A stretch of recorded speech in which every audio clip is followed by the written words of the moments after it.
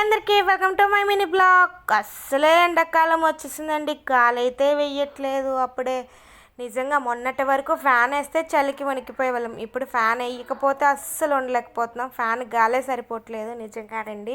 మా పిల్లలు అయితే నిన్నటి నుంచి ఒకటే గోల, నాన్న ఏసీ వేయు అని చెప్పేసి ఏసీ అయితే సర్వీసింగ్కి అయితే పిలిపించారండి. నిన్న నైట్ అయితే పిల్లలు గోల పెట్టారండి. సర్వీసింగ్కి అయితే పిలిపించారు. ఎందుకంటే మనం వింటర్ మొత్తం ఏసీ ఆన్ చేయం కదా, డస్ట్ అది పట్టేస్తుంది కదా, డస్ట్ పట్టేస్తుంది అని చెప్పేసి సర్వీసింగ్కి అయితే పిలిపించి ఆన్ చేద్దామని చెప్పేసి పిలిపించారండి. సర్వీసింగ్కి అయితే చేయించారు. సర్వీసింగ్కి 800 అయితే అడిగారండి. మేమైతే 500 తీసుకోమని చెప్పాము. 500కి అయితే సర్వీసింగ్ అయితే చేశారండి. సర్వీసింగ్ అయితే చాలా బాగా చేశారు. ఇంటికి వచ్చి నిజంగా మాకైతే బాగా నచ్చింది సర్వీసింగ్.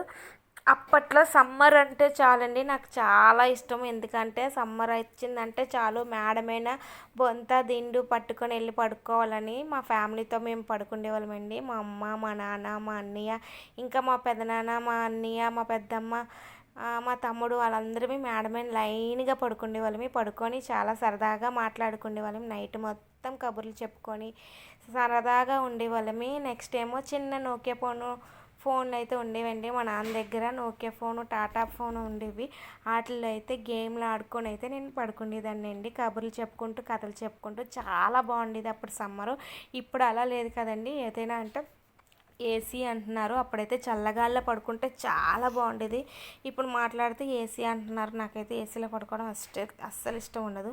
మేడ మీద పడుకోవడం అంటే చాలా ఇష్టం. అప్పట్లో చాలా బాగుండేది. ఇప్పుడు మా పిల్లలకి అలాంటివి లేవు కదండి. ఇందుకే నేను ఏం చేస్తున్నానో తెలుసా, నైట్కి అయితే నేను డిన్నర్ కింద టిఫినే చేస్తామండి, భోజనం చేయను. అందుకని జీడిపప్పు ఉప్మా అయితే చేసుకున్నాను.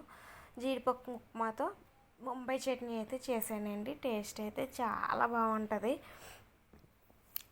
ఇంతకీ ఈ వీడియో మీకు నచ్చినట్టయితే లైక్ చేసి సబ్స్క్రైబ్ చేసి కొంచెం సపోర్ట్ అయితే ఇచ్చి నా వీడియోని ఇంకా కొంచెం ముందుకు వెళ్ళేలా చూడండి. ఓకే అండి, బాయ్.